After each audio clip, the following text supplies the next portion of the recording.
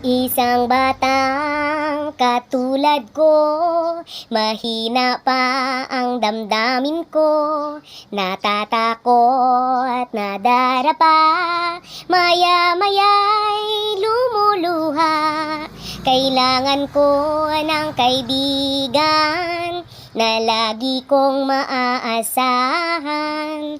Alam mo ba kung sino siya? Siya ay si Jesus.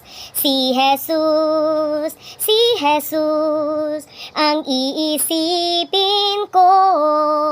Sakali mang may takot, siya ang pananaligan ko. Siya'y nagmamahal sa akin, nagbabantay sa akin. Oh, si Jesus, si Jesus, oh, si Jesus ang iibigin ko.